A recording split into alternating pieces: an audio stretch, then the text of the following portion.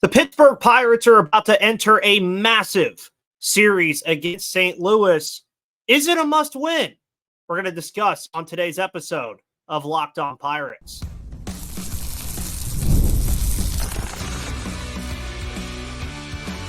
You are Locked On Pirates, your daily Pittsburgh Pirates podcast, part of the Locked On Podcast Network, your team every day. And welcome back, everybody, to the Locked On Pirates podcast here on the Locked On Podcast Network, where it is your team, your Pittsburgh Pirates, every single day.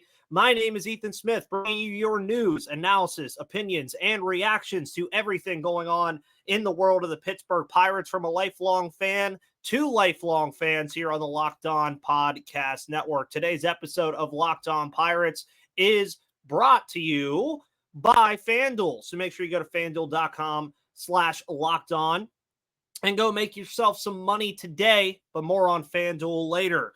Folks, it is Tuesday, July 2nd. Hopefully you all enjoyed the episode late yesterday with Gary Morgan, where we recapped the month of June, a month that was the first winning month for the Pittsburgh Pirates in 2024. So we'll see what July has to offer. And July begins with a massive series against the St. Louis Cardinals, a team that the Pirates have only seen one other time so far this season. It's a team that currently sits 3 games above the Pittsburgh Pirates right now. The records are literally mirrored. The Cardinals are 43-40, a place where I think a lot of Pirates fans feel and think the Pirates should be, and of course the Pittsburgh Pirates at 40-43. So we'll see what this series has to offer to us tonight as it begins.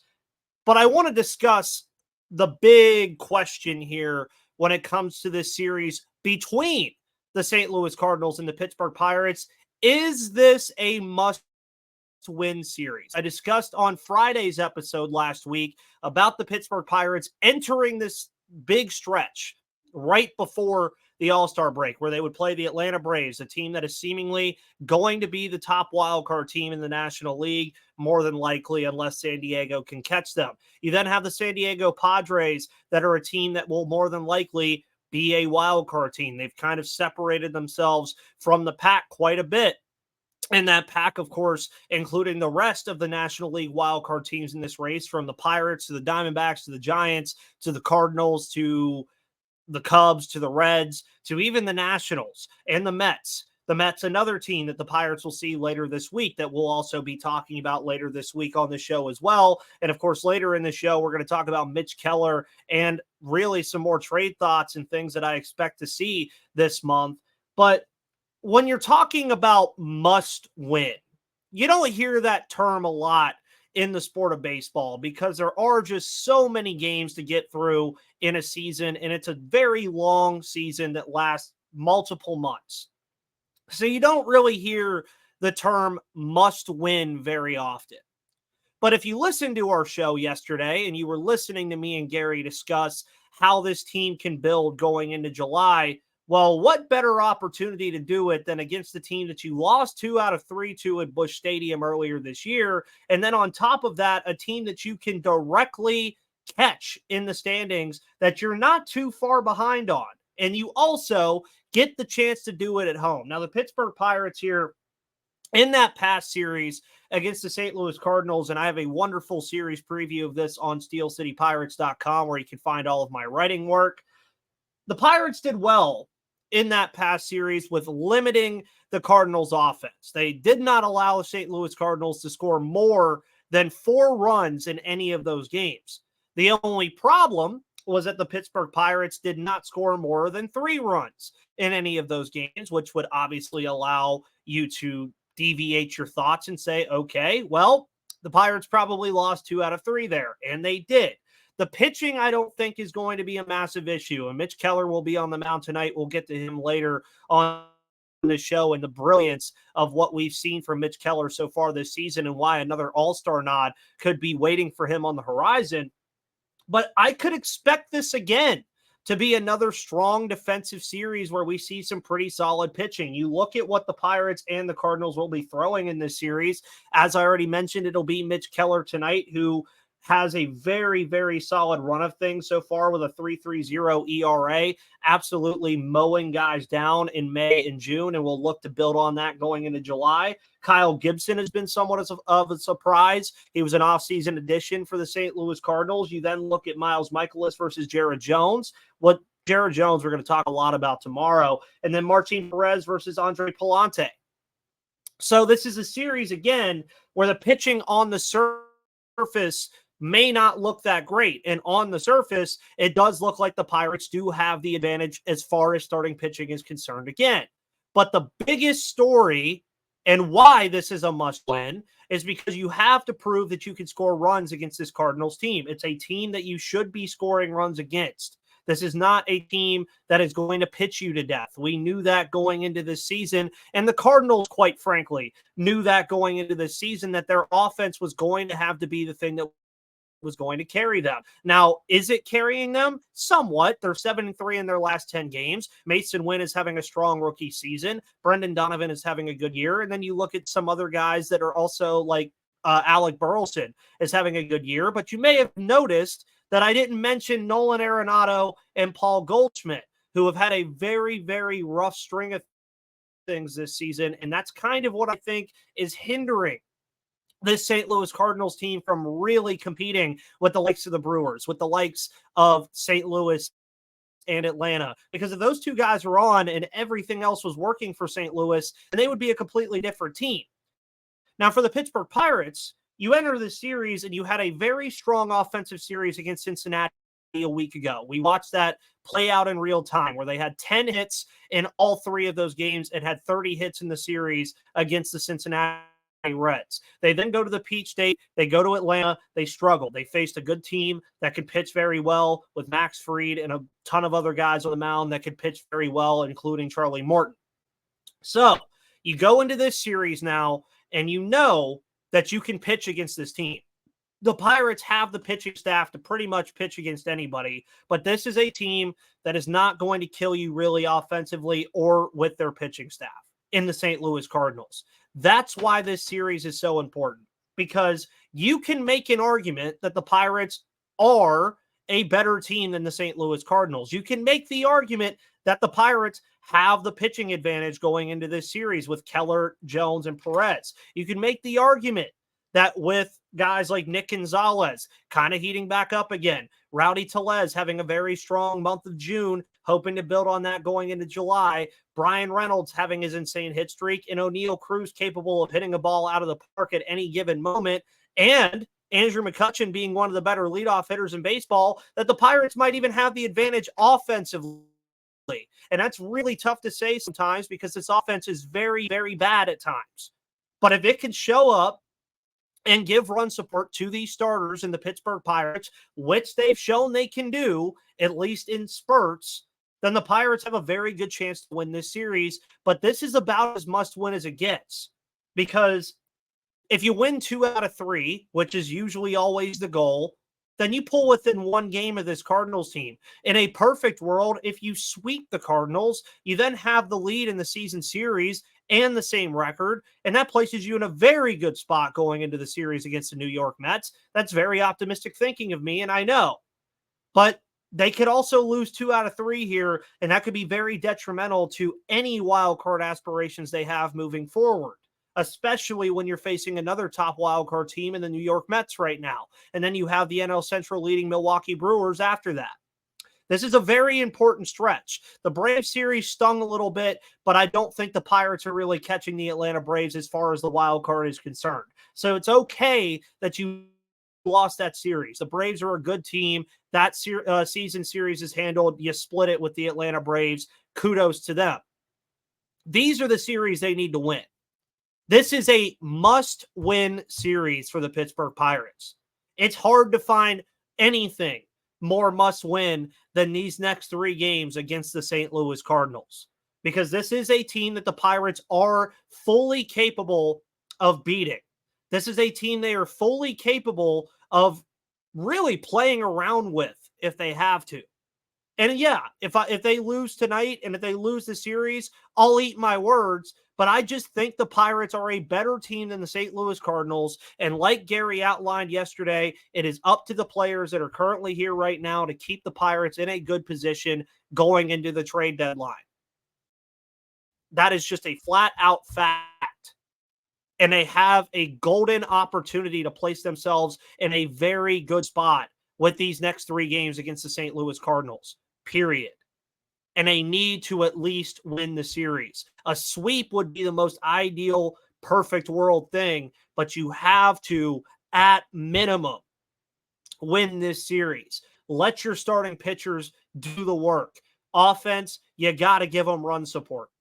If those two things can come together, then the recipe will come together and the Pirates will be cooking.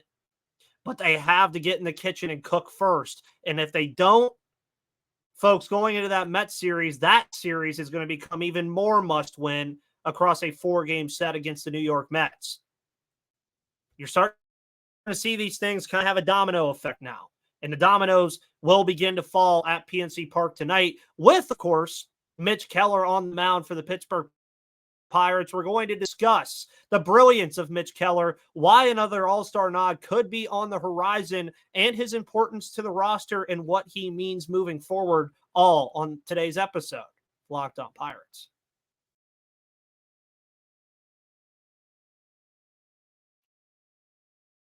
Today's episode of Locked On Pirates is brought to you by FanDuel.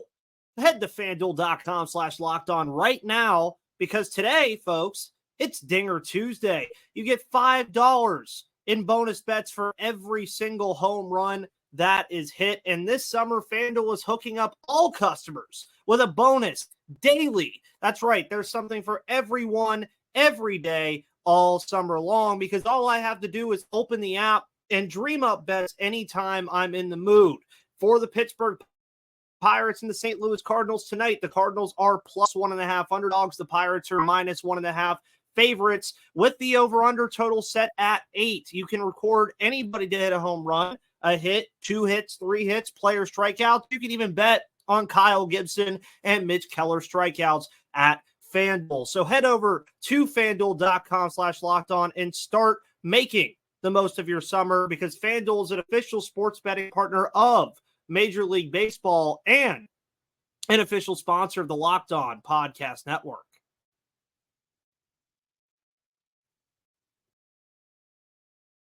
And folks, welcome back to the Locked On Pirates podcast here on the Locked On Podcast Network, where it is your team, your Pittsburgh Pirates, every single day. Make sure you also check out the Locked On Sports Today podcast here on the Locked On Podcast Network. It's the 24/7 streaming channel brought to you by the local hosts of Locked On, like myself, bringing you all of your sports news every single day on Amazon Fire TV and, of course, YouTube. You can also listen to Pirates games on the go with the SiriusXM app. Make sure you just go to the SiriusXM app, type in Pirates, and you will be set to listen to Bucco games if you're on the road or on the go or grocery shopping or doing whatever you're doing on this beautiful Tuesday, July 2nd, here on the Locked On Pirates podcast, where, of course, as I mentioned in that first segment, it's a must-win against this St. Louis Cardinals team for the Pittsburgh Pirates going into this series against the Redbirds. And it will start with Mitch Keller on the mound. And really, outside of Paul Skeens, I can't really think of any other pitcher I'd want on the mound tonight for the Pittsburgh Pirates, because Mitch Keller I've talked about him a good bit on this show, and I continue to talk a good bit about him on this show because he just keeps doing phenomenal things. 9-4 record this year in 16 starts, a 3.20 ERA, 98 1/3 innings pitched, so he's going to eclipse the 100 inning mark tonight. 91 strikeouts and a 1.22 WHIP. Keller continues to do awesome. He has a 2.28 ERA in his last 7 games with 40 strikeouts and 11 walks, 3.01 ERA in his last 15. So he has done a phenomenal job once again this year as being an anchor in this rotation, being kind of the guy that has stopped those long losing streaks, being the guy that can even hopefully start a winning streak for this team. And what I think that we've seen that's most important for Keller so far, especially a guy who was, of course, the extension candidate that he got. He, of course, got an extension in spring training this year. You look at him and you say, okay, they have Jared Jones. They have Paul Skeens. And then, of course, you look at what's coming along. Johan Oviedo will be back next season. Bubba Chandler, Anthony Solometto, Hunter Barco, Braxton Ashcraft, even, for instance. All these guys that are going to be coming up eventually. But Mitch Keller has continued over the last, I would say, almost 2 years up to this point, because around July 2022 is when we really saw Keller kind of become the player he is now. He has become such a steady presence in this rotation. And albeit a lot of the focus right now is on Paul Skeens and Jared Jones, because these guys are having phenomenal rookie seasons and just doing things that Pirates fans and really MLB fans have never really ever seen at all. So you're seeing this all play out, and you're seeing Keller remain this steady presence in the Pirates lineup. And it's a great thing to see, because when you consider all the factors that Mitch Keller has had to deal with throughout his career, he was one of the worst pitchers in Major League Baseball at one point, and has built himself up to be a guy who got extended back-to-back opening day starts, and now one of the guys that you look at and pin and say the Pirates always have a chance to win when Mitch Keller is on the mound. Now, is another all-star nod waiting on the horizon for Keller? It's a very big possibility with the statistics that I mentioned. He ranks highly in a lot of different statistics across the National League. There are a lot of very good starting pitchers in the National League, though, so he may miss out on it this year, but it's not the end of the world if he does. What I think is more important for Mitch Keller, especially, is his importance to this roster. Because we talk a lot about the starting pitching. We talk about how important it is to this team, how it will continue to be important for this team, and why it's such a big deal. And the reason it's a big deal is because this team is top 5 in quality starts. It's a unit that has kept this team afloat and will continue to keep this team afloat for quite a while, and probably at least keep them competitive going into September. And Mitch Keller is a large part of that, because as we mention all the time, if the Pirates do find a way to get to the wild card game, folks, Mitch Keller, Paul Skeens, and Jared Jones will be waiting in the wings for somebody to come along and play them. And I don't think any team really wants to put up with that. Truthfully, I don't think a team wants to deal with it. And Mitch Keller is a guy I'm very proud of, because he's almost grown up with me as I've grown up with this show. Now, Keller, obviously 28, entering the prime of his career. I'm on my 4th year of doing this show, and thank you always for tuning into this show. But it's very interesting when you consider that this starting pitching staff now is already a strength. And then you look at what's coming along, and Keller, of course, will continue to be a consistent force within the rotation. But at some point, he's going to be surrounded by legit guys. The Martin Perez's and the Marco Gonzalez's and even Bailey Falters of the world will likely be gone by as soon as the end of 2025. And you'll be looking at a rotation that features Skeens, Jones, Keller, something of Ashcraft, Bubba Chandler, Anthony Solometto, and then even after that, you still have a lot to work with. So it's an interesting unit for sure. But Mitch Keller has continued, and no pun intended, to be the anchor of this rotation. He's been a guiding light for guys like Paul Skeens and Jared Jones, and for very good reason. And you look at the pitches that he's at it now. I mean, he's throwing 6 to 7 different offerings all the time. He's making hitters think about everything. And you look again at what he's been able to do over the last couple of games. Folks, he's continued that going 5 innings or more streak for God knows how long at this point, and he's only allowed more than 3 earned runs in one start since May 6th. He is absolutely tearing guys down right now. He's went 6 innings or more in every start that he's made since May 6th, except his last one on June 25th. So Mitch Keller will continue to be a consistent presence. He will continue to be important to this roster, and his importance to the roster is going to be highlighted tonight when he faces the St. Louis Cardinals and the Pirates look to get that series kicked off right and win the series. That's just flat out true. And he'll look to build off of a somewhat weird start against Cincinnati, albeit in Great American Ballpark. And he has faced St. Louis already this year. 6 innings pitched, 4 earned runs, 2 homers allowed. So we'll see if he can bounce back against the St. Louis Cardinals tonight. And we're going to discuss some trade ideas and trade thoughts here on the final part of today's episode of Locked On Pirates here on the Locked On Podcast Network, where it is indeed your team, your Pittsburgh Pirates every day, in just a minute.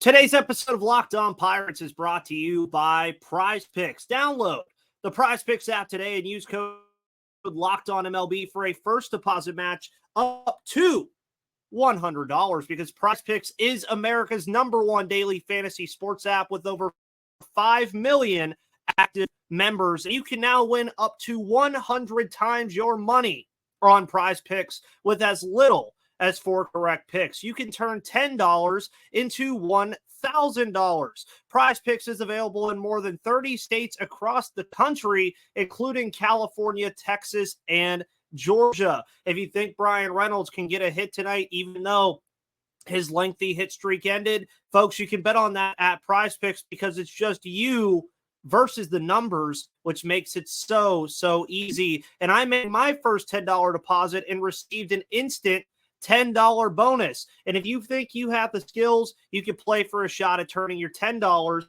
into $1,000. So download the Prize Picks app today and use code LOCKEDONMLB for a first deposit match up to $100. That's code LOCKEDONMLB on Prize Picks for a deposit match up to $100.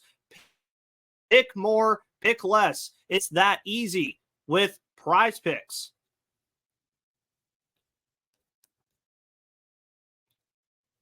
Today's episode is also brought to you by Tax Network USA. Visit tnusa.com/lockedon because here at Locked On Pirates, we pride ourselves on getting you the latest news for your team, whether it's the offseason, the draft, spring training, or the playoffs. It's year-round. You know what else is year-round? Collection season. Just because tax season is over doesn't mean the IRS will stop coming after you for unfiled taxes. So let the licensed professionals and tax experts at Tax Network USA go to bat for you. With over 14 years of experience and an A+ rating by the Better Business Bureau, Tax Network USA has saved their clients over $1 billion in tax debt. Whether you owe taxes, have complicated matters that require tax planning, or finally hit that parlay this season on Prize Picks or FanDuel and need help correctly filing, call 1-800-549-1000 or visit tnusa.com/lockedon and be sure to mention Locked On Pirates at checkout and you'll receive a $250 discount on all their services.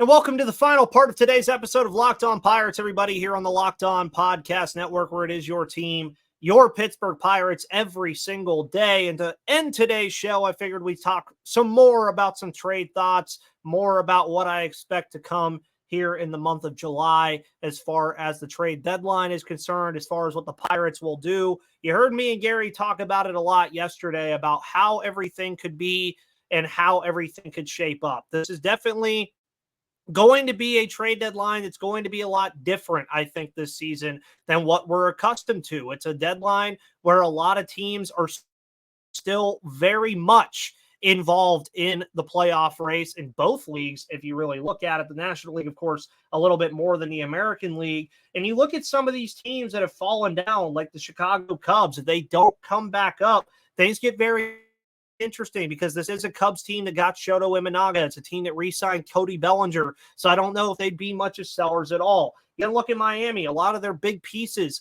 are currently hurt right now. They do have the Jazz Chisholms and the Brian De La Cruzes and the AJ Pucks and Tanner Scotts of the world that could be up for trade, but it's very interesting to see what they do. The Colorado Rockies, you never really know what the Rockies are really going to do when it comes to the trade deadline. And then the American League, the Chicago White Sox have some pieces, but not a lot. We're going to see what they decide to do. The Oakland Athletics are very interesting. They, of course, have Mason Miller, who will obviously be a hot commodity to a lot of contending teams and could field a massive trade market, really. And I think that he could field a massive get back for the Oakland Athletics that they decided to move on. The LA Angels, of course, on a struggle bus. Toronto kind of struggling now as well. Texas and Detroit also right there with Toronto. So there is a lot of different pieces that are moving around. And for the Pirates, the needs are known. We know they need a center fielder or an outfielder in general.